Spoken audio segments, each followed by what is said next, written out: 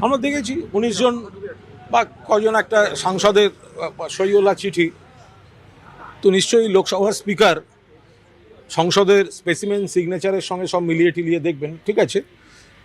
কিন্তু কথা হচ্ছে যে এই ধরনের সই বা এই ধরনের চিঠি একটাই প্রশ্নের জন্ম দেয়, সেটা হচ্ছে এতজন লোকের একসঙ্গে কি করে মনোকষ্ট হতে পারে, মনোবেদনা হতে পারে। তাদেরকে তো ২০২৪ সালে তৃণমূল কংগ্রেসের মনোনয়নে, মমতা বন্দ্যোপাধ্যায়ের মনোনয়নে তৃণমূলের প্রার্থী হিসেবে মানুষ ৫ বছরের জন্য জিতিয়েছিলেন। তাহলে বিধানসভা নির্বাচনের ফলের সঙ্গে তাদের মনোবেদনা সম্পর্ক কি? আর যদি তাদের মনে হয় যে কোথাও কোথাও একটু কিছু বলার ছিল, কোথাও কোথাও কিছু খাবে, হতেই পারে সেটা, তো সেটা ভোটের রেজাল্ট বেরোনোর সঙ্গে তার কি সম্পর্ক?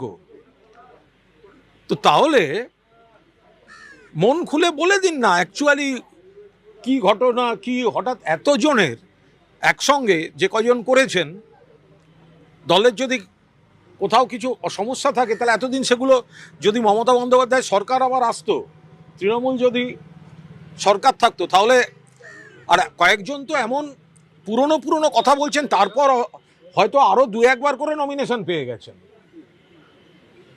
হঠাৎ বুকে ব্যথাটা হচ্ছে মমতা বন্দ্যোপাধ্যায়ের দীর্ঘ সংগ্রামী জীবনের উপর যে মঞ্চ, তার উপর দাঁড়িয়ে সংসদে গেছিলেন, বিভিন্ন ধরনের কমিটি, বিভিন্ন ধরনের পদে ছিলেন।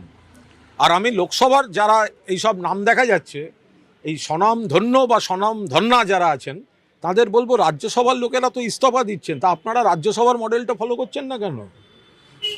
রাজ্যসভায় জহর সরকার থেকে শুভেন্দু শেখর রায় বিলম্বিত বাট দিয়েছেন, সুস্মিতা দেব, তারা তো তাদের সব মনে হয়েছে ঠিক হয়নি, ওরা রিজাইন করেছেন, ইস্তফা দিয়ে দিয়েছেন, তৃণমূলের পদে থাকবো না।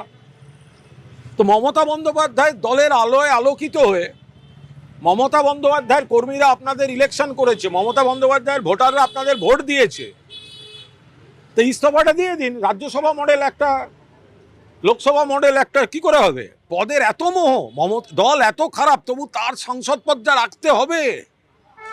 এত খারাপ দল, থাকা যাচ্ছে না, কিন্তু সাংসদটা তো থাকতে হবে। রাজ্যসভার মডেলে লোকসভার যারা আছেন ইস্তফা দিন। অশোক দেব আজকে তিনিও ক্ষোভ প্রকাশ করছেন অভিষেক বন্দ্যোপাধ্যায়, মমতা বন্দ্যোপাধ্যায়ের বিরুদ্ধে। অভিষেক বন্দ্যোপাধ্যায় খুব কাছের অশোকদা আমাদের খুব বর্ষিয়ার নেতা, আমারও ছাত্র রাজনীতির নেতা অশোক দেব। অশোকদা কী বলেছেন আমি জানি না, নিশ্চয়ই অশোকদা কী কথা বলেছেন বলবো। তিনি মমতাদিকে অত্যন্ত সম্মান করেন, অভিষেককে স্নেহ করেন। কোনো জায়গায় যদি তার কিছু মনে হয়, তার বক্তব্য, সেটা তিনি তো দলে আছেন, ফলে তার সঙ্গে তো কথা বলাই যায়। অনুব্রত মণ্ডলও তিনি বলছেন যে দিদির যে কি হয়েছিল ১৯ সালের পর থেকে জানি না, তিনিও দল ছাড়া ইঙ্গিত দিচ্ছেন বা রাজনীতি থেকে সরে যাওয়ার ইঙ্গিত দিচ্ছেন। দেখুন, অনুব্রত মণ্ডল অনেক ঝড় ঝাপটার মধ্যে দিয়ে এসছেন, মমতা বন্দ্যোপাধ্যায়ের পুরনো সৈনিক, তার ওপর দিয়েও রীতিমতো ঝড়ঝাপটা গিয়েছে। কিছু তো ভুল হয়েছে, কিছু তো আমরা যেমন বিজেপিকে এক বাক্যে সব দোষটা দিচ্ছি না, বিজেপি তার রাষ্ট্রশক্তির অপপ্রয়োগ সব রকম করেছে, কিন্তু আমাদের কোথাও একটা কিছু ভুল নিশ্চয়ই ছিল, যেগুলো অনুব্রতদাও অনুভব করছেন।